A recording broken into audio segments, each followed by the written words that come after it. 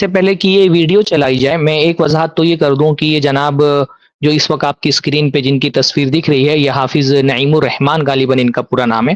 حافظ نعیم صاحب یہ جو مرکزی جماعت اسلامی ہے پاکستان کی جو جماعت اسلامی ہے یہ اس کے امیر ہے. یہ ویڈیو ویسے تو چھوٹی سی ہے 30 سیکنڈ پر مشتمل ہے آدھے منٹ کی ویڈیو ہے پر اس آدھے منٹ میں انہوں نے جماعت اسلامی کا دین کے حوالے سے جو منہج ہے نا وہ پورے منہج کا خلاصہ انہوں نے گویا کی آدھے منٹ میں کر دیا ہے.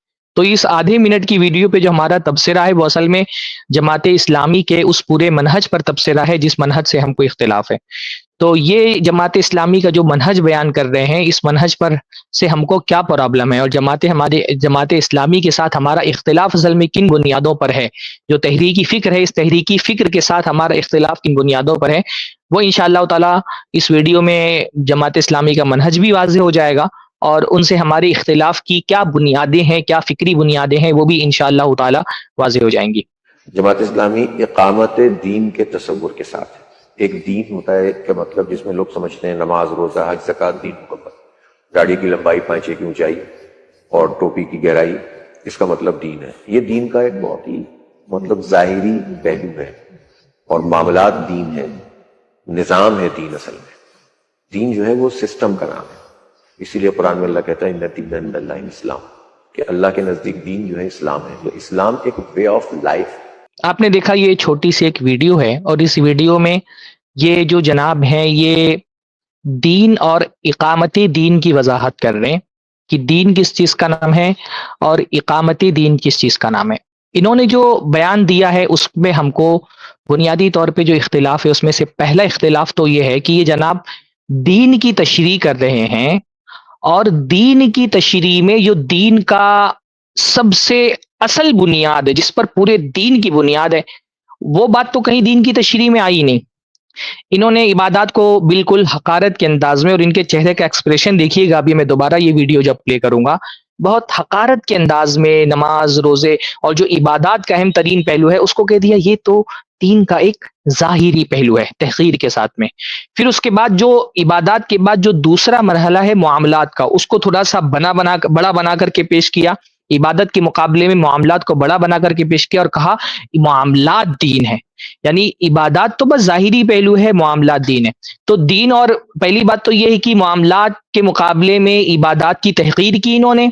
معاملات کو کہہ دیا کہ دین ہے سسٹم دین ہے نظام دین ہے اور دین کی اس وضاحت میں ایمان غائب ہو گیا. بھائی ٹھیک ہے آپ یہ کہتے ہیں کہ عبادات ظاہری پہلو ہے عبادات ظاہری پہلو ہے تو معاملات بھی تو ظاہری پہلو ہے. معاملات کون سا دل کے اندر ہوتے ہیں وہ بھی تو ظاہر میں ہی ہوتے ہیں اور دین کا باطنی پہلو تو اصل میں ایمان ہے عقیدہ ہے. تو جو سب سے دین کی اصل بنیاد ہے دین کی تشریح میں اس اصل بنیاد ہی کو غائب کر دیا. یہ دین کی تشریح کر رہے ہیں اور اس میں توحید کا ہی ذکر نہیں آیا. یہ دین کی تشریح کر رہے ہیں اس میں رسالت کا ذکر نہیں آیا. یہ دین کی تشریح کر رہے ہیں اس میں عقیدے کا ذکر نہیں آیا. یہ دین کی تشریح کر رہے ہیں اور اس میں آخرت کا ذکر نہیں آیا. تو بھائی پہلا اختلاف جو ہم کو جماعت اسلامی سے ہے نا وہ یہی ہے کہ ان حضرات کے ہاں جب بھی یہ دین کی تشریح کرتے ہیں نا تو یہ عقیدے کو غائب کر دیتے ہیں. عقیدے کی ان کے نظر میں کوئی حیثیت ہی نہیں ہے اور عقیدے میں خاص طور پہ جو توحید کا باب ہے جو دین کی سب سے بڑی بنیاد ہے اور دین کا اصل الاصول ہے. اللہ تعالیٰ کا نبیوں کو دنیا میں بھیجنے کا مقصد توحید ہے بلکہ انسان کے پیدا کیے جانے کا مقصد توحید ہے. یہ جب بھی دین کی تشریح کرتے ہیں توحید گول کر جاتے ہیں. بلکہ ان کی بڑی تعداد ایسی ہے اگر زمینی سطح پر آپ کام کرتے ہو تو ان کو یہ بہت بڑا پرابلم ہے اہل حدیث کے ساتھ کہ اہل حدیث توحید کی بات کیوں کرتے ہیں بار بار توحید اور عقیدے کی بات کیوں کرتے ہیں. اہل حدیثوں پہ بار بار یہ اعتراض کرتے ہیں کہ آپ اقامت دین کی بات چھوڑ کر کے سیدھے توحید کی بات کیوں کرتے ہو بار بار توحید کیا رٹ لگا کر کے رکھتے ہو. تو پہلا جو ہمارا اختلاف ہے اس بیانیے سے یہ جو نریٹو انہوں نے دین کا پیش کیا ہے وہ اختلاف یہ ہے کہ بھائی یہ کون سے دین کی آپ تشریح کر رہے ہیں جس دین کی تشریح میں توحید ہی نہیں آتی ہے. توحید کہیں آئی نہیں. عبادات آ گئے حقارت کے ساتھ معاملات آ گئے اصل الاصول کے ساتھ نظام کو آپ نے دین بتا دیا اور توحید کہاں غائب ہو گئی بھائی. ایمان کہاں غائب ہو گیا عقیدہ کہاں چلا گیا دین کا. تو ایک پہلا پرابلم یہ. دوسرا پرابلم اس پورے بیانیے میں یہ جو انہوں نے عبادات کو بہت تحقیر کے ساتھ یعنی عبادات ان کے یہاں پر بہت ہی ضمنی اور گویا کی ایک فضول سی اور ایک زائد سی چیز ہے، فضول تو نہیں کہوں گا لیکن ایک اضافی چیز ہے، وہ دین کا کوئی اصل الاصول نہیں ہے، دین کا کوئی رکن نہیں ہے، دین میں اس کی کوئی بنیادی اور مرکزی اہمیت نہیں ہے ان کے نظر میں. جیسا انہوں نے کہا بہت حقارت کے ساتھ، اور ابھی جب میں دوبارہ ویڈیو پلے کروں گا تو آپ دیکھیے گا کہ عبادات اور نماز کو کیسے انہوں نے بہت حقارت کے ساتھ میں، بلکہ نماز کو کن چیزوں کے ساتھ ملا دیا، ٹوپی کی گہرائی کو نماز کے ساتھ ملا دیا. کہاں نماز اور کہاں ٹوپی کی گہرائی. یعنی جو کیٹیگری انہوں نے بنائی عبادات کی، اس میں داڑھی کی لمبائی، ٹوپی کی گہرائی اور نماز، تینوں کو ایک کیٹیگری کے اندر رکھ دیا.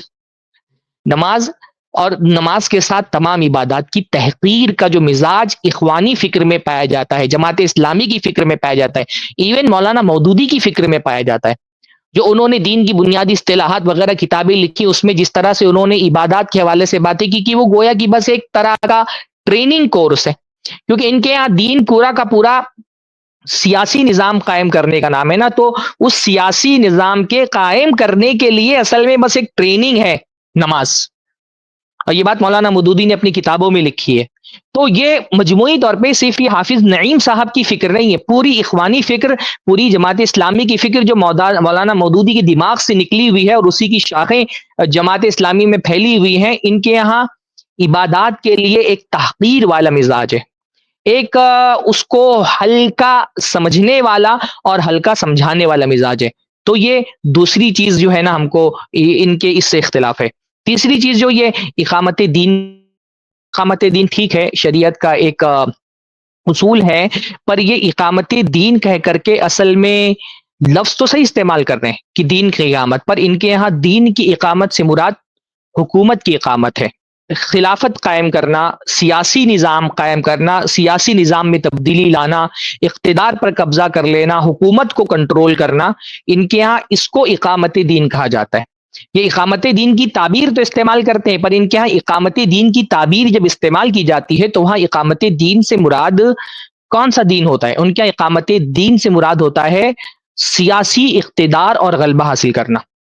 اور مولانا مودودی کی فکر کا یہ بہت بڑا خراب پہلو ہے، اور یہ ہمارا ان کے ساتھ اختلاف کا ایک بہت بنیادی مرکز ہے کہ ان کے یہاں پر دین کا اصل الاصول ہے نظام کو تبدیل کرنا اور سیاسی قوت و اقتدار حاصل کرنا. ہم یہ نہیں کہتے ٹھیک ہے سیاست دین کا ایک شعبہ ہے، سیاست دین کا ایک جز ہے، شریعت ہماری جیسے زندگی کی تمام معاملات میں ہماری رہنمائی کرتی ہے، سیاست کے معاملے میں بھی ہماری رہنمائی کرتی ہے. ہمارا اختلاف جماعت اسلامی کی فکر سے یہ نہیں ہے کہ ہم جماعت اسلامی کی جو ہے جماعت اسلامی سے اختلاف کرتے ہوئے یہ کہتے ہیں کہ سیاست سرے سے دین کا حصہ ہی نہیں ہے. ہمارا یہ اختلاف نہیں کہ ہم سیاست کو دین کا حصہ نہیں مانتے، لیکن جماعت اسلامی سے ہمارا اختلاف اس پر ہے کہ سیاست کل دین نہیں ہے. یعنی اگر آسان سی تعبیر میں استعمال کروں ہمارے اور جماعت اسلامی کے اختلاف کو واضح کرنے کے لیے، تو وہ یہ ہے کہ ہم اسلامی سیاست کے تو قائل ہیں، سیاسی اسلام کے قائل نہیں ہیں. جماعت اسلامی کی جو فکر ہے وہ سیاسی اسلام کی فکر ہے، اور ہماری جو فکر ہے وہ اسلامی سیاست کی فکر ہے، اور دونوں میں بہت فرق ہے. جماعت اسلامی کی جو فکر ہے اس میں پورے دین کو سیاسی نقطہ نظر سے دیکھا جاتا ہے، اور دین کی تمام اصطلاحات کی تشریح سیاسی زاویے سے کی جاتی ہے. ہم سیاست کو دین کا اصل الاصول نہیں مانتے، سیاست کو دین کا کل نہیں مانتے. ہم یہ مانتے ہیں کہ سیاست دین کا ایک حصہ ہے، پر ہر چیز کو سیاسی چشمے سے نہیں دیکھتے. جماعت اسلامی کی فکر کو اگر آپ سمجھنا ہو تو آپ یہ سمجھ لیجیے جیسے کوئی آدمی نے ایک لال کلر کا چشمہ پہنا ہوا ہو نا، تو لال کلر کا چشمہ جس نے پہنا ہوا ہے اس کو دکھنے والی ہر چیز لال دکھتی ہے. ایسے جماعت اسلامی نے سیاست کا ایک چشمہ پہنا ہوا ہے، اور اس چشمے کو پہن کر کے جب وہ دین کا مطالعہ کرتے ہیں نا تو دین کی ہر اصطلاح میں ان کو سیاست نظر آتی ہے. وہ لا الہ الا اللہ کی تشریح کرتے ہیں تو لا الہ الا اللہ میں ان کو تشریح دکھتی ہے لا حاکم الا اللہ، کہ اللہ کے علاوہ کوئی حاکم نہیں ہے. آپ دیکھیں گے کہ جماعت اسلامی میں جب توحید کی بات بھی ہوتی ہے نا، وہ توحید کی بھی بات کرتے ہیں تو توحید سے مراد صرف ان کی زبان پر ہوتا ہے توحید حاکمیت. ٹھیک ہے اللہ تعالیٰ کا حاکم ہونا، اللہ تعالیٰ کی توحید عبادت کے بہت سارے جو اجزاء ہیں اس میں سے ایک جز ہے کہ اللہ تعالیٰ حاکم بھی ہے، اکیلا تنہا حاکم ہے، لیکن حاکم ہونا ہی الہ کی کل حقیقت نہیں ہے.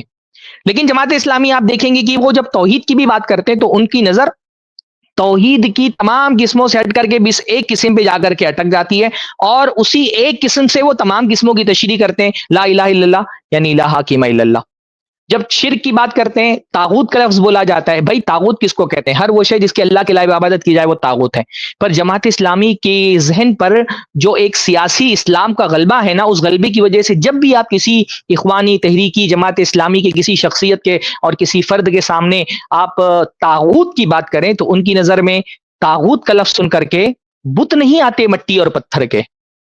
ان کی نظر، ان کی ذہن میں طاغوت کا لفظ سن کر کے قبروں میں پوجے جانے والی شخصیتیں، یہ جو غیر اللہ جن کو اللہ کے علاوہ پکارا جا رہا ہے، جن کے سامنے سر جھکائے جا رہے ہیں، جن سے فریادیں کی جا رہی ہیں، طاغوت سن کر کے یہ سارے مظاہر جو شرک کے دنیا میں بڑی تعداد میں پائے جاتے ہیں، یہ شرکیہ مظاہر ان کے ذہن میں نہیں آتے. جیسے ہی لفظ طاغوت بولا جاتا ہے، ہماری ان احباب کے ذہن میں فوراً اسلامی ملکوں کے یا مسلم ملکوں کے حکمرانوں کے چہرے آ جاتے ہیں. ان کے یہاں طاغوت کا مطلب ہے حکمران، خصوصی طور پہ مسلم حکومتوں کے حکمراں.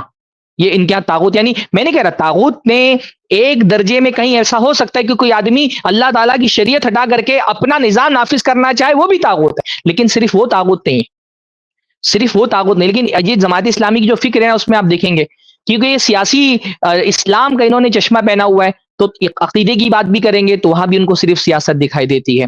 قرآن کی عمومی تفسیر بھی جب یہ کریں گے تو ان کے ہاں ہر تفسیر میں آپ دیکھیں گے، ابھی میں نے بتایا عبادات کی بات آئے گی، نماز روزہ حج زکات، اس کو بھی لے جا کر کے اس اصل الاصول سے جوڑ دیں گے کہ بھائی یہ عبادت ہے، نماز روزہ. عبادت یعنی نماز فی نفسی ان کے یہاں مقصود نہیں ہے، بلکہ نماز ایک طرح کی ٹریننگ ہے. کیوں؟ نظام تبدیل کرنے کی ٹریننگ، اقتدار کو اپنے ہاتھ میں لینے کے لیے جو ٹریننگ چاہیے یہ ٹریننگ ہے. نماز روزہ حج زکات کی ساری سب کچھ ٹریننگ ہے. اس کو بھی، عبادتوں کو بھی یہ اپنے خاص سیاسی زاویے سے دیکھتے ہیں، اور اسی زاویے کے اعتبار سے عبادتوں کی بھی تشریح کرتے ہیں. اخلاقی نظام بھی جو شریعت کا ہے اس کو بھی یہ سیاسی زاویے سے دیکھتے ہیں.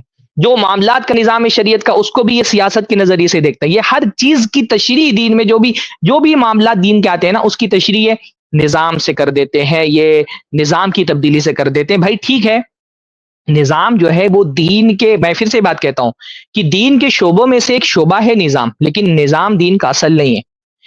دین کا اصل کیا ہے؟ دین کا اصل عقیدہ ہے، دین کا اصل توحید ہے، رسالت ہے، آخرت ہے. اگر کوئی دین کا خلاصہ بیان کرنا چاہے نا تو دین کا خلاصہ کیا ہے؟ دین کا خلاصہ 3 لفظوں میں بیان کیا جا سکتا ہے، جو قرآن مجید کا سب سے اہم ترین موضوع ہے، تقریباً ہر سورت کا موضوع ہے: توحید، رسالت اور آخرت. تو یہ ایک بنیادی جو فرق ہے ہمارے دین کے تعبیر میں اور جماعت اسلامی کی دین کی تعبیر میں، ہمارے دین کے فہم میں اور جماعت اسلامی کی دین کے فہم میں. تمہید میں نے اس بات کو وضاحت کر دیا تاکہ اب جب میں آگے اس ویڈیو پر دوبارہ تبصرہ کروں تو یہ پورا پس منظر آپ کے ذہن میں ہونا چاہیے کہ یہ حافظ صاحب جو ہے وہ کس زاویے سے دین کو دیکھ رہے ہیں، اور یہ جو دین کو دیکھنے کا ان کا زاویہ ہے یہ زاویہ غلط کیوں ہے. جماعت اسلامی اقامت دین کے رکیے ذرا پھر سے، ہاں سٹارٹ ہے. تصور کے ساتھ ہے. ایک دین ہوتا ہے کہ مطلب جس میں لوگ سمجھتے ہیں نماز روزہ حج زکات دین مکمل، گاڑی کی یہ کیا کہہ رہے ہیں؟ لوگ سمجھتے ہیں، پھر سے چلائیے تو یہ جملہ پھر سے میں چاہتا ہوں دوہرا دوں. آپ دیکھیں کیسے یہ ہے دین کے ساتھ وہ کھلواڑ کرتے ہیں. اقامت دین کے تصور کے ساتھ ہے. ایک دین ہوتا ہے کہ مطلب جس میں لوگ سمجھتے ہیں نماز روزہ حج زکات دین مکمل، گاڑی کی لمبائی 5 کی اونچائی، نماز روزہ حج زکات دین ہے لوگ سمجھتے ہیں. نماز روزہ حج زکات دین ہے لوگ سمجھتے ہیں. واقعی کتنی عجیب بات ہے جو کہہ رہے ہیں. نماز روزہ حج زکات دین ہے یہ لوگ نہیں سمجھتے. نماز روزہ حج زکات یہ دین کا رکن ہے، یہ رسول اللہ نے بتایا. آپ بتائیں، یہ لوگ اقامت دین کی بات کر رہے ہیں جن کو ابھی دین کا رکن کیا ہے یہ بھی ابھی ان کے ذہن میں کلیئر نہیں ہے. یہ کہہ رہے ہیں لوگ سمجھتے ہیں نماز روزہ حج زکات دین ہے. اللہ کے بندے، اللہ کے نبی صلی اللہ علیہ وسلم نے جو دین کی تشریح کی، ہمارا دین اسلام ہے نا، اللہ کے نبی صلی اللہ علیہ وسلم نے کیا بتایا؟ بنی الاسلام علی 5، اسلام کی بنیاد 5 چیزوں پر ہے. پہلا کیا ہے؟ لا الہ الا اللہ محمد رسول اللہ کی گواہی دینا. اور اس کے بعد کیا ہے؟ نماز روزہ حج زکات. یہ 4 چیزیں جن کو آپ کہہ رہے ہیں کہ لوگ سمجھتے ہیں دین ہے، اس کو رسول اللہ نے کہا ہے کہ دین ہے.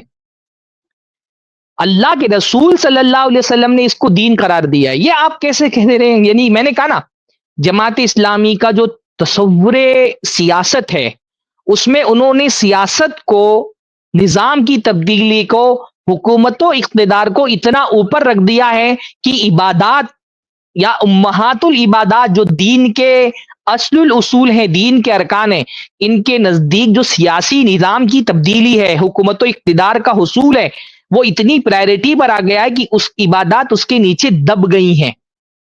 اس کی اہمیت یعنی سیاسی نظام کو تبدیل کرنا یہ اتنا اہم ہو گیا ہے کہ اس کے مقابلے میں نماز، روزہ، حج، زکوٰۃ جو کہ ہمارے دین کی بنیادیں ہیں، جس کو رسول اللہ صلی اللہ علیہ وسلم نے دین کا رکن قرار دیا ہے، وہ غیر اہم ہو گئے. اس کی روشنی کو اتنا بڑھا دیا کہ ان کے آگے نماز، روزہ، حج، زکوٰۃ کی روشنی مدھم پڑ گئی ہے.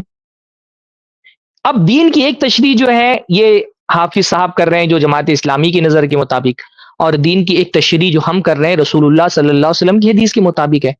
یہ رسول اللہ صلی اللہ علیہ وسلم نے فرمایا دین کی بنیاد 5 چیزوں پر ہے، اور ان 5 چیزوں میں سے یہ جو نماز، روزہ، حج، زکوٰۃ کو تحقیر والے انداز میں ایک تو ظاہری پہلو ہے. ٹھیک ہے بھائی، نماز ایک ظاہری چیز کا نام ہے، لیکن ایمان تو باطنی چیز کا بھی نام ہے نا. تو ایمان کا تو آپ نے ذکر ہی نہیں کیا، توحید کا تو آپ نے ذکر ہی نہیں کیا، رسالت پر ایمان کا آپ نے ذکر ہی نہیں کیا، آخرت اور تقدیر پر ایمان کا تو آپ نے اس کو تو گول ہی کر دیا. اور ایمان کے بعد جو عبادات کا مرحلہ آتا ہے، عبادات کو آپ نے ایک دم دبا کر کے اس کی تحقیر کر دی کہ نہیں بھائی سیاسی نظام تبدیل کرنا وہ اہم ہے، باقی چیزیں تو بس ایک ظاہری پہلو ہے. یہ تو دین ہے. اللہ کے رسول صلی اللہ علیہ وسلم نے بھی دین میں نماز کو اتنی اہمیت دی ہے. میں یہ چاہتا ہوں کہ آپ دیکھیں کہ یہ جو نماز روزے کی تحقیر ہے، یہ تحقیر اصل میں دین میں فتنے کا دروازہ کھولتی ہے. اور سب سے بڑا فتنہ یہ ہے کہ دین کو سمجھنے کے لیے اپنے دماغ، اپنی فکر اور اپنے فلسفے کو بروئے کار لایا جائے اور قرآن و سنت کی نصوص کو چھوڑ دیا جائے. نماز، روزہ، حج، زکوٰۃ لوگ کیا سمجھتے ہیں، آپ کیا سمجھتے ہیں، اس سے نماز، روزہ، حج، زکوٰۃ کی اہمیت طے نہیں ہوگی. نماز، روزہ، حج، زکوٰۃ کی کیا اہمیت ہے یہ اللہ تعالیٰ نے قرآن مجید میں طے کر دیا ہے. متقین کی جو سب سے پہلی صفت قرآن مجید میں بیان ہوئی، ذالک الکتاب لا ریب فیہ ھدی للمتقین، متقیوں کے لیے قرآن ہدایت کی کتاب ہے. ہدایت یافتہ لوگوں کی جو پہلی صفت بیان ہوئی وہ کیا ہے؟ الذین یؤمنون بالغیب ویقیمون الصلاۃ ویؤتون الزکاۃ. جو غیب پر ایمان رکھتے ہیں، پہلی چیز آتی ہے ایمان، توحید، جس کو آپ نے گولی کر دیا سرے سے. اور ایمان کے بعد سب سے پہلا مطالبہ جو ہدایت یافتہ لوگوں کی سب سے پہلی صفت ہے وہ یہ ہے کہ یہ نماز پڑھتے ہیں. اور تیسری صفت جو بیان کی گئی وہ یہ کہ وہ زکوٰۃ دیتے ہیں. تو آپ نے اتنا، اللہ تعالیٰ نے قرآن مجید میں فرمایا، دیکھیے وما امروا الا لیعبدوا اللہ مخلصین لہ الدین. ان کو کس بات کا حکم دیا گیا تھا؟ ان کو اس بات کا حکم دیا گیا تھا کہ وہ صرف اور صرف اللہ کی عبادت کریں. قرآن مجید میں جہاں پہ بھی عبادت کا لفظ آیا ہے وہ توحیدی کے معنی میں آیا ہے کہ وہ صرف اور صرف اللہ کی عبادت کریں، مخلصین لہ الدین، اور اپنی عبادتوں کو اللہ تعالیٰ کے لیے خالص کر لیں، حنفاء، بالکل سیدھے ہو کر کے، اس میں تھوڑا بھی ٹیڑھا پن نہیں ہونا چاہیے. بت پرستی سے، شرک کے ہر طرح کے مظاہر سے بچ کر کے اپنی عبادتیں خالص اللہ کے لیے کر لیں. دیکھیں یہ دین کی تشریح ہو رہی ہے. اس دین کی تشریح میں سب سے پہلے کیا آ رہا ہے؟ سب سے پہلے توحید آ رہی ہے. اہل حدیث کا جو دین کا نریٹو ہے، سلفی جو بیانیہ ہے دین کا، اس میں بالکل یہی ترتیب ہے دین کی کہ سب سے پہلے کیا چیز آئے گی؟ توحید. پھر اس کے بعد اللہ نے کیا فرمایا؟ وَيُقِيمُ الصَّلَاةَ. آپ میں سے بیشتر لوگوں کو قرآن کی آیت یاد ہوگی. وَيُقِيمُ الصَّلَاةَ، اور وہ نماز قائم کریں. وَيُؤْتُوا الزَّكَاةَ، اور وہ زکوٰۃ دیں. ذَلِكَ دِينُ الْقَيِّمَةِ، اور یہ ہے قیم دین، سلامتی والا دین، سیدھی ملت کا دین، دین القیمہ. یہ قرآن ہے ایک جو دین کی تشریح کر رہا ہے.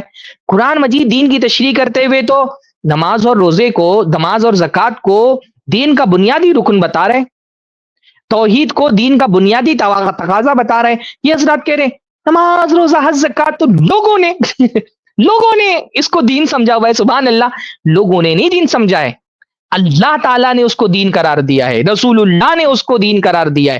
آپ سیاست اور نظام کی تبدیلی کی بات کرتے ہیں، نظام کی تبدیلی ٹھیک ہے، دین میں نظام بھی دین کا ایک حصہ ہے. تو آپ ٹھیک ہے بھائی، نظام کی تبدیلی، میں نے کہا نا ہم سیکولر لوگوں کی طرح نہیں کہ ہم یہ کہتے ہیں کہ اس نے شرے سے شریعت میں نظام نام کی کوئی چیز ہی نہیں ہے، شریعت صرف افراد سے ہی خطاب کرتی ہے. ہم ایسا نہیں کہتے کہ نظام کی تبدیلی فی نفسی ہی دین کا مقصود نہیں ہے، وہ دین کے تقاضوں میں سے ایک تقاضا ہے نظام کی تبدیلی، لیکن وہ دین کا اصل الاصول نہیں ہے. بلکہ نظام تبدیل کرنے کا، تمکنت حاصل کرنے کے بعد قوت و اقتدار حاصل کرنے کی وجہ بھی کیا ہے؟ قوت و اقتدار حاصل کرنے کے بعد کرنا کیا ہے؟ اللہ تعالیٰ فرما رہے ہیں قرآن مجید کے اندر وَلَيَنْصُرَنَّ اللَّهُ مَن يَنْصُرُهُ وَلَيَنْصُرَنَّ اللَّهُ مَن يَنْصُرُهُ. جو اللہ کی مدد کرے گا اللہ اس کی مدد کرے گا. ان اللہ لقوی عزیز، بے شک اللہ تعالیٰ قوی ہے، عزیز ہے. الذین ان مکناہم فی الارض، یہ وہ اللہ کے بندے ہیں کہ اگر ہم ان کو زمین پر قوت دے دیں، اقتدار دے دیں. ٹھیک ہے بھائی، قوت و اقتدار اللہ رب العالمین کا ایک انعام ہے جس کو اللہ تعالیٰ نوازتا ہے. پہلی بات تو یہ کہ اس انعام کو حاصل کرنا ہے قوت و اقتدار کو، تو اس کے لیے بھی پہلے ایمان اور عمل پر محنت کرنی پڑے گی. اگر قوت و اقتدار اور نظام کی تبدیلی آپ چاہتے ہیں تو نظام کی تبدیلی فی نفسی ہمارا مقصود نہیں ہے.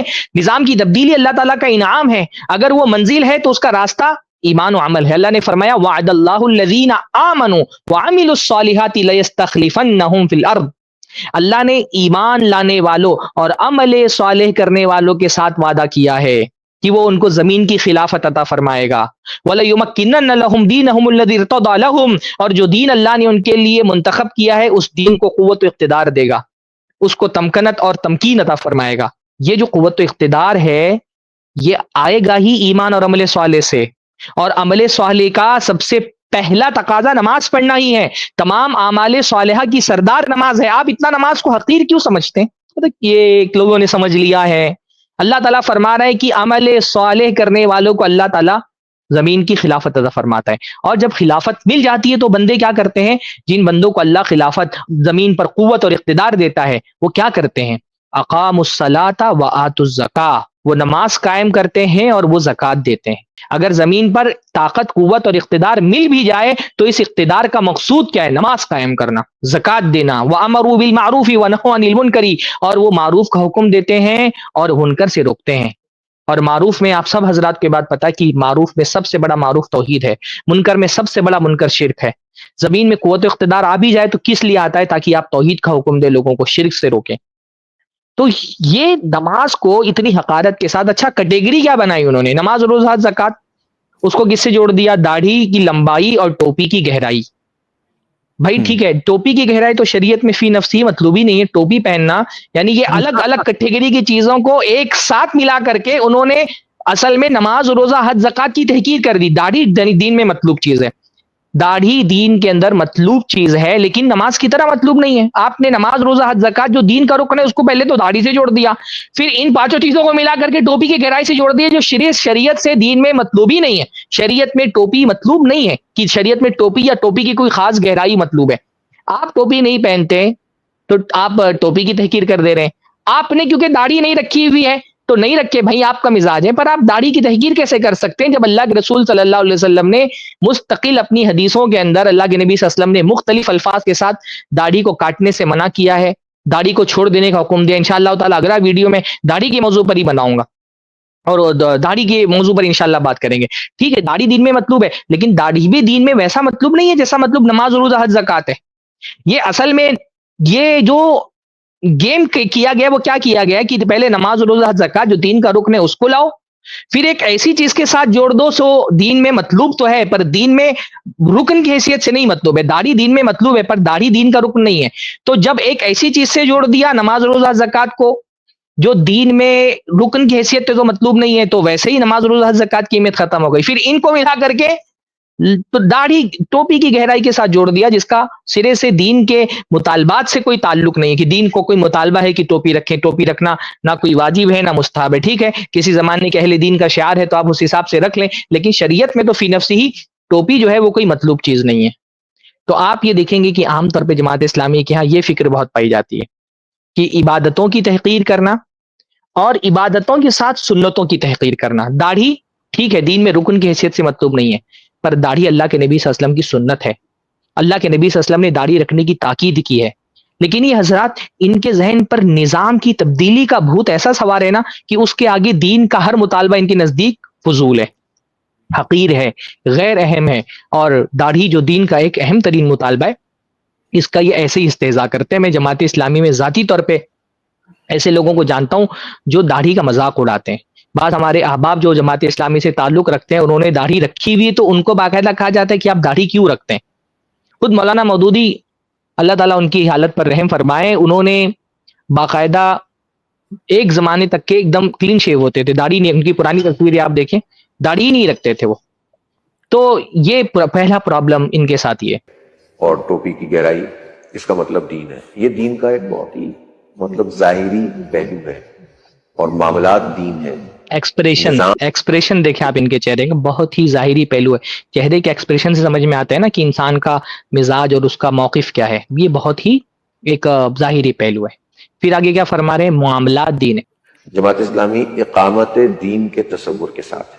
ایک دین ہوتا ہے کہ مطلب جس میں لوگ سمجھتے ہیں نماز، روزہ، حج، زکوٰۃ، دین مکمل. داڑھی کی لمبائی، پائچے کی اونچائی اور ٹوپی کی گہرائی، اس کا مطلب دین ہے. یہ دین کا ایک بہت ہی دیکھیے پائچے کی اونچائی بھی انہوں نے کہا، پائچے کی اونچائی بھی کہا ہے. اللہ کے رسول صلی اللہ علیہ وسلم نے فرمایا کہ ما اسفل من الکعبین فہو فی النار، کہ جو انسان کا کپڑا اس کے ٹخنے سے نیچے ہے وہ آگ میں ہے. کوئی ایسی ہلکی سی چیز ہے، ٹھیک ہے دین میں بطور رکن نہیں مطلوب ہے، لیکن دین کے اہم ترین مطالبات میں سے ہے. اللہ نے فرمایا جو اپنی چادر گھسیٹ کر کے زمین پر چلے گا، اللہ تعالیٰ قیامت کے دن اس کو نظر رحمت سے نہیں دیکھے گا. لیکن یہ جو سنتیں ہیں اللہ کے رسول صلی اللہ علیہ وسلم کی، آپ دیکھیں کہ جماعت اسلامی کی مزاج میں کیسے سنت کے لیے ایک طرح کی استہزاء اور تحقیر اور ہلکے پن کا مزاج ہے ان کے یہاں پر، کہ کیسے سنتوں کی تحقیر کا، سنتوں کو کمتر بتانے کا ایک کیسا موقف ہے، اور کس انداز میں یہ سنتوں کا درجہ لوگوں کی نظروں میں گرانا چاہتے ہیں. صرف یہ نہیں، آپ عام جماعت اسلامی والوں سے گفتگو کریں، وہ آپ دیکھیں گے کہ وہ اپنی عام گفتگو میں بھی کبھی مسواک کا مذاق اڑائیں گے. حالانکہ مسواک اللہ کے رسول صلی اللہ علیہ وسلم کی کتنی اہم ترین سنت ہے. اللہ کے رسول صلی اللہ علیہ وسلم نے فرمایا لولا نشق علی امتی لامرتم بالسواک مع کل وضوء، لیکن یہ مسواک کا مذاق اڑائیں گے، یہ داڑھی کا مذاق اڑائیں گے، یہ ٹخنوں کے اوپر پیجامے رکھنے کا مذاق اڑائیں گے. اور یہ سب کیوں؟ کیونکہ ان کے نزدیک دین کا سیاسی غلبہ اور حکومت اور خلافت یہ اتنی اہم ترین چیز ہے کہ اس کے آگے یہ ساری چیزیں ان کے نزدیک کوئی حیثیت ہی نہیں رکھتی ہیں. جی پہلو ہے اور معاملات دین ہے، نظام ہے دین. اصل میں دین جو ہے وہ سسٹم کا نام ہے، اسی لیے قرآن میں اللہ کہتا ہے ہاں دیکھیے معاملات دین ہے، اس سے تو کوئی انکار ہی نہیں کہ معاملات دین ہے. لیکن معاملات دین ہے اور عبادات بھی دین ہے. بلکہ اگر موازنہ کرنا ہو تو عبادات معاملات سے زیادہ بڑا دین کا اہم ترین حصہ ہیں. عبادات جو ہے وہ دین کا زیادہ بڑا حصہ ہے بنسبت معاملات کے. کیونکہ جن عبادات کا آپ نے نام لیا، نماز، روزہ، حج، زکوٰۃ، اس میں سے زکوٰۃ تو فی نفسی ایک حد تک کہ جو ہے نا وہ اس کا انسان اللہ بندوں کے حقوق سے بھی تعلق ہے. تو نماز، روزہ، حج، زکوٰۃ، یہ جو عبادات ہے نا، ان کو دین کا رکن قرار دیا گیا ہے. جبکہ جو معاملات ہے، نکاح، خلا، طلاق وغیرہ، یہ دین کے ارکان کی حیثیت ان کو نہیں حاصل ہے. تو معاملات دین تو ہیں، پر اصل دین آپ اگر کہتے ہیں تو پھر آپ کی یہ تعبیر غلط ہے. اصل جو دین کے اصل الاصول ہیں، جو دین کا ارکان ہے، جو دین کے پلرز ہیں، جو دین کی بنیادیں ہیں، وہ ہم کو کہیں اپنے ذہن سے نہیں طے کرنی ہے، بلکہ اللہ تعالیٰ نے اس کو طے کر دیا. تو معاملات دین ہے، لیکن یہ کہنا کہ معاملات اصل دین ہے، یہ بات غلط ہے. بلکہ جو ایمان ہے اصل وہ دین ہے. اور ایمان کی جو بیج جب ایک بندے کے دل میں بویا جاتا ہے تو جو اس سے شاخیں نکلتی ہیں، اس سے عبادات کا ثمر بھی نکلتا ہے، اس سے معاملات کا ثمر بھی نکلتا ہے. تو معاملات دین ہے. باقی رہا نظام، ٹھیک ہے دین میں ایک نظام ہے، پر کل دین نظام نہیں ہے. ورنہ آپ یہ کہیں کہ جہاں پر نظام نہیں ہے، جہاں پر مسلمانوں کے پاس سیاست و اقتدار نہیں ہے، جہاں پر مسلمانوں کے پاس حکومت نہیں، کیا وہاں پر مسلمانوں کے اندر دین نہیں ہے؟ ہم ہندوستان کے اندر رہتے ہیں، یہاں پر کوئی اسلامی حکومت نہیں ہے، تو کیا ہم دین پر عمل نہیں کر رہے؟ دین کا کون سا ایسا رکن ہے جو ہم سے چھوٹ رہا ہے بھائی؟ ہاں مطلب کون سے اہم ترین ارکان ہے جو ہم سے چھوٹ رہے ہیں؟ ٹھیک ہے کیا اللہ تعالیٰ نے فرمایا کہ دین کیا ہے؟ شہادت کی گواہی، لا الہ الا اللہ محمد رسول اللہ کی گواہی دینا. تو کیا ہم سے چھوٹ گیا لا الہ الا اللہ محمد رسول اللہ؟ کیا ہم نماز نہیں پڑھ رہے ہیں؟ کیا ہم روزہ نہیں رکھ رہے ہیں؟ کیا ہم زکوٰۃ نہیں دے رہے؟ کیا ہمارے یہاں صاحب استطاعت حج نہیں کرتا ہے؟ دین کے جو اہم ترین ارکان ہیں وہ تو بغیر حکومت و اقتدار کے بھی بندہ اس پر عمل کر سکتا ہے. میں پھر سے کہہ رہا ہوں کہ نظام دین کے شعبوں میں سے ایک شعبہ ہے، لیکن نظام کی تبدیلی کو یا حکومت اور اقتدار کو یوں جوڑ دینا کہ بس یہی کل دین ہے، اقتدار و حکومت ہی دین ہے، اور اگر اقتدار و حکومت مسلمان کے ہاتھ نہیں تو گویا کہ اس کا پورا دین اس کے ہاتھ سے نکل گیا، یہ تصور غلط ہے. جہاں مسلمان ایک اقلیت کی حیثیت سے رہ رہے ہیں، کیا وہاں وہ دین پہ عمل نہیں کر رہے؟ دین کے ارکان پر کیا عمل نہیں ہو رہا ہے؟ ٹھیک ہے دین کا سیاسی نظام نہیں ہے، دین کا ایک اجتماعی نظام نہیں ہے، تو دین کی کچھ چیزوں پہ عمل نہیں ہو رہا ہے. لیکن یہ کہنا کہ کل دینی نظام ہے اور اگر نظام ہی نہیں ہے تو گویا کہ دین نہیں ہے، یہ تعبیر غلط ہے. نظام نہ ہونے کی وجہ سے کچھ چیزیں ہیں جن پر عمل نہیں ہوگا کہ ٹھیک ہے بھائی اسلام کا جو عدالتی نظام ہے، سیاسی نظام ہے، اور اقتدار پہ آنے کے بعد جو وہ چیزوں کو کنٹرول کرنے کی چیزیں وہ ہمارے ہاتھ میں نہیں ہے، لیکن جو دین کا اصل الاصول ہے، دین کے بنیادی ارکان ہے، تو جہاں پر نظام نہیں وہاں پر بھی دین پہ عمل ہو رہا ہے۔ لیکن دیکھیے اب جماعت اسلامی اگر اس کو تسلیم کر لے، تب تو جو نظام کی تبدیلی اور بغاوت کی وہ بات کرتی ہے، وہ بغاوت کی بات نہیں کر سکتی نا، وہی اس طرح سے نظام کی بات کر کے اصل میں ایک بغاوت کا جذبہ لوگوں کے دلوں میں ابھارتے ہیں کہ بھائی اصل نظام ہی لے آنا اپنے ہاتھ میں، یہی دین کا اصل الاصول ہے، اور یہی مطلوب ہے، اور یہی مقصود ہے۔ اور باقی دین کی ساری چیزوں کی تحقیق کرنے کا مقصد کیا ہے کہ ہر دین کے تمام شعبوں سے لوگوں کی نظریں ہٹا کر کے سارا فوکس بغاوت کرانے پر، نظام تبدیل کرانے پر، حکومت و اقتدار پر اپنا کنٹرول حاصل کرنے پر لگایا جائے۔ سارا جو توجہ ہو وہ بس کنٹرول، سیاسی کنٹرول، اور گرچہ اس حکومت و اقتدار کے اصول کے لیے اپنے عقیدے کے ساتھ، توحید کے ساتھ بھی سمجھوتا کرنا پڑے تو وہ گوارا کر لیا جائے۔ یہ جماعت اسلامی کی فکر کا ایک بنیادی حصہ ہے۔ اس لیے آپ دیکھیں گے کہ یہ اقامت دین کی بات کرتے ہیں، اور جس اقامت دین کی یہ بات کرتے ہیں، جس حکومت کو قائم کرنے کی بات کرتے ہیں، اگر اس اقتدار کے حصول کے لیے اگر ان کو توحید کے ساتھ سمجھوتا کرنا پڑے، یا آسانی کے ساتھ سمجھوتا کر لیتے ہیں۔ جماعت اسلامی کی کتنے رہنماؤں کی آپ تصویریں، پاکستان کے رہنماؤں کی تصویریں آپ دیکھیں گے کہ مزاروں پہ جا کے چادریں چڑھا رہے ہیں، بدترین قسم کے بدعتیوں کے ساتھ ٹائی اپ کر لیتے ہیں۔ میں نے دیکھا عید میلاد کے موقع پر دیوبندی حضرات تک کے عید میلاد کی مخالفت کر رہے تھے کہ یہ دین میں بدعت ہے، اور جماعت اسلامی والی اس کی تائید میں پوسٹیں لگا رہے تھے کہ مولانا مودودی نے عید میلاد کو جائز قرار دیا ہے۔ کیوں؟ کیونکہ بھائی جب آپ پورے دین کو ایک ڈیموکریٹک نظام کے فریم میں دیکھتے ہیں تو آپ کے نزدیک جو بدعتی ہے وہ بھی آپ کا ایک ووٹ بینک ہے، تو اس کو بھی آپ ناراض نہیں کر سکتے۔ تو عید میلاد کی تائید میں جماعت اسلامی والے پوسٹر ڈال رہے تھے عید میلاد کے وقت میں، بلکہ میں نے ہمارے ممبرا میں دیکھا کچھ نہیں کر پائے، جلوس نہیں نکال پا رہے، تو عید میلاد کے دن خصوصی طور پہ بلڈ بینک لگایا ہوا ہے کہ کسی نہ کسی طرح سے اس بدعت کی تائید ہو جائے۔ یہ بدعت کے خلاف کبھی نہیں بولیں گے کیونکہ یہ ان کا ووٹ بینک ہے ان کے حساب سے نا۔ تو جب یہ پورے چیز دین کو آپ ایک نظام کی حیثیت سے دیکھنے لگتے ہیں نا، تو پھر آپ کیا کرتے ہیں، پھر آپ دوسری ساری چیزیں آپ کے نزدیک کمتر ہو جاتی، ایون توحید آپ کے نزدیک کمتر ہو گئی، اتباع سنت آپ کے نزدیک کمتر ہو گیا، بدعتوں کے ساتھ آپ کو کوئی پرابلم نہیں رہ گیا۔ یہ اس فکر کا پرابلم ہے کہ یہ معاملات اور نظام دین تو ہے پر یہ دین کا اصل اصول نہیں ہے۔ اسلام کہ اللہ کے نزدیک دین جو ہے اسلام ہے، تو اسلام ایک وے آف لائف، اسلام اللہ تعالیٰ کے نزدیک دین اسلام ہے، اور اس اسلام کا مقصود و مطلوب کیا ہے؟ اس اسلام کا مقصود و مطلوب توحید ہے۔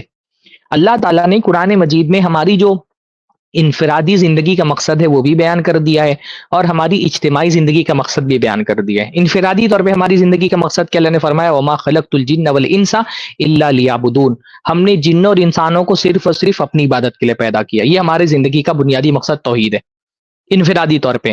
اور اجتماعی طور پہ اس امت کی زندگی کا مقصد کیا؟ اللہ نے فرمایا کنتم خیر امت اخرجت للناس، تم سب سے بہترین امت ہو، اور تم کو دنیا میں کیوں پیدا کیا گیا ہے؟ اخرجت للناس، تم کو لوگوں کے لیے دنیا میں نکالا گیا ہے۔ تامرون بالمعروف وتنہون عن المنکر، اور تمہاری زندگی کا مقصد کیا ہے؟ لوگوں کو بھلائی کا حکم دینا اور ان کو برائی سے روکنا۔ یہ ہماری زندگی کا مقصد ہے۔ توحید ہماری زندگی کا مقصد ہے، امر بالمعروف اور نہی عن المنکر ہماری زندگی کا مقصد ہے۔ رہا معاملہ اقامت دین کا، تو اقامت دین بھی اصل میں توحید کی دعوت دینے کا نام ہے، نہ یہ کہ حکومت و اقتدار کی تبدیلی پر فوکس کرنے کا نام اقامت دین ہے۔ بار بار یہ اقامت دین کا نام لے رہے ہیں، جس آیت سے اقامت دین کا یہ اصطلاح انہوں نے اختیار کی ہے اس آیت کو ہی پڑھ لیں تو آپ کو سمجھ میں آ جائے گا کہ شریعت میں، قرآن و سنت میں جب اقامت دین کہا جاتا ہے تو اس کا مطلب کیا ہوتا ہے۔ آپ قرآن و سنت میں جس آیت سے یہ اقامت دین کی اصطلاح لی گئی ہے، آپ وہ آیت ہی پڑھ لیں تو آپ کو سمجھ میں آ جائے گا کہ ہاں دیکھیے یہ آیت ہے، یہ آیت ہے جس میں اقامت دین کا لفظ آیا ہے۔ آیت شروع کہاں سے ہوتی ہے؟ شرع لکم من الدین ما وصی بہ نوح، اللہ تعالیٰ نے تمہارے لیے اس دین کو مشروع قرار دیا ہے، وہ شریعت نازل کی ہے جس کی وصیت اللہ تعالیٰ نے نوح علیہ السلام کو کی تھی۔ یعنی یہاں اقامت دین سے مراد کیا ہے؟ اقامت دین وہ ہے جو حضرت نوح علیہ السلام نے کی تھی۔ کس چیز کی دعوت دی تھی بھائی نوح علیہ السلام نے؟ کیا پیغام لے کر کے وہ آئے تھے؟ لا الہ الا اللہ، ان کی دعوت کی بنیاد کی تھی لا الہ الا اللہ۔ ان کی قوم مشرک تھی، بت پرست تھی، اس قوم کو انہوں نے توحید کی طرف بلایا ہے۔ وہ کوئی حکومت و اقتدار کی تبدیلی کا دعوت لے کر کے نہیں کھڑے ہوئے تھے، انہوں نے توحید کی دعوت لوگوں میں عام کی، شرک سے لوگوں کو روکا۔ والذی اوحینا الیک ما وصینا بہ ابراہیم وموسیٰ وعیسیٰ، اور جس کی وصیت ہم نے آپ سے کی اسی کی وصیت ہم نے ابراہیم کو بھی اس کی وصیت کی تھی۔ ابراہیم علیہ السلام کیا حکومت و اقتدار کے حصول کے لیے آتے، انہوں نے بھی اپنی قوم والوں کو توحید کی دعوت دی کہ جن بتوں کے سامنے تم سر جھکاتے ہو یہ اس لائق نہیں کہ ان کے سامنے سر جھکایا جائے، اللہ کی عبادت کرو۔ موسیٰ علیہ السلام نے کیا حکومت و اقتدار مانگ لیا تھا فرعون سے؟ نہیں، انہوں نے بھی توحید کی دعوت دی تھی، اللہ کو اکیلے رب مانو۔ عیسیٰ علیہ السلام نے کس چیز کی طرف لوگوں کو بلایا تھا؟ توحید کی طرف بلایا تھا۔ ان اقیم الدین، یہاں بھی یہ اقامت دین کی یہ اصطلاح لی گئی ہے۔ جن انبیاء کے حوالے سے، جن مرسلین کے حوالے سے، اولو العزم من الرسل ہیں، ان کے حوالے سے اللہ تعالیٰ نے فرمایا کہ یہ سارے کے سارے لوگ اقامت دین کے لیے آئے تھے۔ تو ان سارے انبیاء نے اقامت دین کے حوالے سے کیا حکومت و اقتدار کو تبدیل کیا، اپنے وقت کے حاکموں کو چیلنج کیا، ان سے سیاسی غلبہ، ان کی ساری کوششوں کا مقصد کیا؟ سیاسی غلبہ اور حکمرانی حاصل کرنا تھا۔ ان سارے لوگوں کی محنت کا فوکس کیا تھا؟ توحید۔ ان اقیم الدین ولا تتفرقوا فیہ، دین میں فرقہ بندی مت اختیار کرو۔ اور تتفرقوا فیہ کی تفسیر آپ اٹھا کر کے دیکھیں گے، تقریباً سارے مفسرین نے تتفرقوا فیہ کی تفسیر میں ہی کیا ہے کہ دین کو چھوڑو مت، بدعتیں مت ایجاد کرو۔ اس لیے اس آیت کی تشریح میں جو مثالیں بیان کی گئی وہ کہا خوارج جنہوں نے دین کو چھوڑ دیا۔ تتفرقوا فیہ کا مطلب ہوتا ہے اللہ تعالیٰ کے دین کو چھوڑ کر کے اپنا الگ گروہ بنا لینا۔ کبر علی المشرکین ما تدعوہم الیہ، مشرکوں پہ بہت بھاری ہے وہ چیز جس کی طرف آپ ان کو بلاتے ہیں۔ مشرکوں کو کن چیزوں کی طرف اللہ کے رسول بلا رہے تھے؟ حکومت و اقتدار کی بات وہاں پر ہو رہی تھی، توحید کی بات ہو رہی تھی۔ ایک لفظ میں آخر میں خلاصہ بیان کروں گا کہ جماعت اسلامی کے ہاں جو دین کا بنیادی تصور ہے وہ ہے نظام کی تبدیلی، اور جو سلفی دین کی تعبیر ہے وہ ہے توحید۔ ہمارے یہاں دین کی جو فہرست ہے اس میں پرائرٹی پر توحید ہے، اور توحید ہی تمام دین کے سارے شاخوں پر چھایا ہوا ہے۔ دین کی بنیاد، دین کی جڑ توحید ہے۔ اور جماعت اسلامی کے یہاں دین کی بنیاد اور دین کی جڑ اقتدار اور قوت حاصل کرنا ہے، سیاسی غلبہ اور حکمرانی حاصل کرنا ہے۔ اب جو نصوص ہم نے پیش کیے قرآن و سنت کے، ان نصوص کی روشنی میں دیکھ لیں کہ دین کے حوالے سے جو سلفی بیانیہ ہے، جو سلفی نریٹیو ہے، جو سلفی تصور دین ہے، وہ قرآن و سنت کی نصوص کے زیادہ موافق ہے، یا جو اخوانی اور تحریکی اور جماعت اسلامی کا دین کا نریٹیو ہے وہ قرآن و سنت کے دین کے زیادہ موافق ہے؟ ایک دو چھوٹی چھوٹی باتیں جو ہیں اس سلسلے میں عرض کرنی تھی۔ جو معاملات کی بات آئی نا، یہ تو بات صحیح ہے کہ ایک تقسیم ہے اصطلاحی، ایک عبادات اور ایک معاملات، لیکن معاملات ہی میں اگر یہ لوگ غور کر لیں تو بھئی معاملات بھی دو طرح کے ہیں۔ ایک معاملہ ہمارا اللہ کے ساتھ ہوتا ہے اور ایک معاملہ ہمارا مخلوق کے ساتھ۔ اللہ کے ساتھ جو ہمارا معاملہ ہے وہ کیا ہے؟ وہ عبادت کا ہے۔ ہمارا معاملہ اللہ کے ساتھ سب سے پہلے بہتر ہونا چاہیے۔ پھر مخلوق کے ساتھ ہمارا معاملہ جو ہے وہ یہ ہے کہ بھئی اگر اللہ کے ساتھ ہمارا معاملہ بہتر ہے تو پھر اس کی مخلوق کے ساتھ بھی ہمارا معاملہ بہتر ہوگا۔ پھر ایک چیز جو ظاہر والی بات آئی کہ ظاہری چیز کی یہ ظاہر ہے، یہ ایک ظاہری چیز ہے، تو ظاہری چیز کو اس طرح سے نہیں کہہ سکتے کہ یہ ظاہری چیز ہے، کوئی اہمیت نہیں ہے۔ فی الواقع اگر ظاہری چیز کی وہ اہمیت نہ ہو تب بھی میں کہہ رہا ہوں، اولاً تو جس کو آپ ظاہری کہہ رہے ہیں وہ تو ارکان میں ہے، ارکان اسلام میں جن کو آپ ظاہری چیز کہہ رہے ہیں، لیکن بہت ساری ظاہری چیزیں اور بھی ہوتی ہیں جو جن کی حیثیت ارکان کی نہیں ہے، لیکن ان کو کمتر نہیں سمجھ سکتے، کیونکہ اصل میں ظاہر اور باطن دونوں ایک دوسرے سے جڑے ہوئے ہوتے ہیں۔ آپ ایسا نہیں کہہ سکتے کہ یہ کپڑا ہمارا ظاہر ہے، اصل جو پردہ ہے وہ دل کا ہے، یہ آپ نہیں کہہ سکتے۔ دونوں ایک دوسرے سے جڑے ہوئے ہیں، دل کا پردہ بھی اپنی جگہ پہ ہے اور ظاہر کا پردہ بھی اپنی جگہ پہ، دونوں اہمیت ہے۔ ایک مثال میں دوں، جیسے ایک تصویر ہو اور ایک البم ہو، اب اصل جو آپ کا مقصد ہے وہ تو تصویر ہے، اس کی حفاظت ہے، لیکن اگر تصویر ایسے ہی یوں ہی آپ نے کہیں ٹیبل پہ رکھ دیا ہے، اس کو کسی فائل میں، کسی البم میں، کسی خاص جگہ نہیں رکھا ہے، تو ظاہر سی بات ہے وہ تصویر ضائع ہو جائے گی، وہ مقصد ضائع ہو جائے گا۔ اس لیے جو البم ہے وہ بھی اس کے ساتھ میں جڑا ہوا ہے، دونوں چیزیں جب ایک ساتھ ہوتی ہیں تو پھر جو ہے کاملیت آتی ہے، پھر کوئی چیز مکمل ہوتی ہے۔ تو ظاہر کو بھی اس طرح سے نظر انداز نہیں کیا جا سکتا، بھلے اس کی حیثیت ارکان کی نہ ہو۔ ایک تیسری چیز آپ غور کریں گے، دیکھیں گے کہ صحابہ کرام سے جماعت اسلامی کا اختلاف کیوں ہے۔ جماعت اسلامی کے یہاں بحیثیت جماعت اسلامی میں بہت سارے ایسے لوگ ہو سکتے ہیں جن کا اختلاف صحابہ کرام سے نہ ہو، لیکن بحیثیت جماعت اسلامی کا حضرات صحابہ کرام سے اختلاف ہے۔ اس اختلاف کی جڑوں میں آپ جب جائیں گے تو آپ کو یہ بات ملے گی کہ اس کی وجہ ان کا سیاسی مائنڈ سیٹ اپ ہے, ان کا سیاسی اسلام اس کی وجہ ہے. خیر یہاں پر اب جو ہے میں بات مختصر کروں گا ورنہ بات تو بڑی لمبی ہو جائے گی. آپ تاریخ بھی دیکھ لیں نا, مولانا مودودی نے جب اس طرح کی باتیں کی تو اس کے پیچھے کا جو ماحول ہے وہ بھی آپ دیکھ لیجئے کہ کس ماحول میں مولانا نے آنکھیں کھولی اور کس ماحول میں مولانا نے یہ ساری گفتگو کی. اصل میں اولاً تو ادھر ہندوستان میں جب مولانا تھے وہاں بھی ایک سیاسی زوال کا زمانہ تھا. پھر جب مولانا ہندوستان سے جب ہندوستان اور جو ہے پاکستان کا بٹوارا ہو گیا اور مولانا جب جو ہے ادھر رہنے لگے تو پھر وہاں بھی دیکھیے کہ ایک سیاسی صورتحال بنتی ہے, اور اس سیاسی صورتحال میں کس طرح سے مولانا نے جو ہے عمل کیا. مولانا جو ہے شوکت اسلام کا ایک ڈے منانا چاہتے تھے, تو مولانا نے جو ہے اس سے پہلے میلاد کی تاریخ آئی تو اس میں جو ہے مولانا نے شمولیت کر لی, اس کے تعلق سے نرمی برت لی تاکہ جو شوکت اسلام ڈے منانا چاہتے ہیں وہ منانے کے لیے گنجائش نکل آئے. پھر وہ پورا زمانہ دیکھ لیجئے جس زمانے میں مولانا تھے وہ پورا سیاسی زمانہ. تو یہ سیاسی زمانے اور سیاسی فکر, اس فکر نے مولانا کو اس بات پہ آمادہ کیا کہ پھر اسی نقطۂ نظر سے قرآن کی تشریح کرے. آپ تفہیم القرآن کو دیکھ لیجئے, آپ مولانا مودودی کی تفہیم القرآن کو دیکھ لیجئے, تفسیر میں انہوں نے پھر اس فکر کو ڈالا. پھر ان کی حدیثوں کی تشریحات کو دیکھ لیجئے, اس میں اس فکر کو ڈالا. پھر ان کی کتاب خلافت و ملوکیت دیکھ لیجئے, اس میں اس فکر کو ڈالا. تو صحابہ کرام سے جو جماعت اسلامی کا اختلاف ہے, اس اختلاف کی ایک گہری اور بنیادی وجہ ان کا سیاسی مائنڈ سیٹ اپ ہے. اور اسی نقطۂ نظر سے یعنی انہوں نے صحابہ کرام کے پورے معاملے کو موجودہ زمانے کی سیاست کی بساط پر رکھ کے دیکھا. یعنی انہوں نے ایک میدان, ایک اسٹیج لگایا عہد حاضر کی سیاست کو, اور عہد حاضر کی سیاست میں موجودہ زمانے کی سیاست میں جو موڑ آتے ہیں اور جو چال بازیاں ہوتی ہیں اور ایک دوسرے کے لیے جو تکنیک آزمائی جاتی ہے, وہ ساری بساط انہوں نے بچھا دی. اور پھر اس اسٹیج پہ صحابہ کرام کو لا کے بٹھایا, اور پھر اسی سیٹ اپ سے صحابہ کرام کی تاریخ کو پڑھا, اس کا مطالعہ کیا, اور اسی رجحان کے ساتھ ان کی تمام باتوں کو سیٹ کیا, اور پھر ایک نیریٹو بیان جو ہے سیٹ کر کے پیش کیا امت کے سامنے.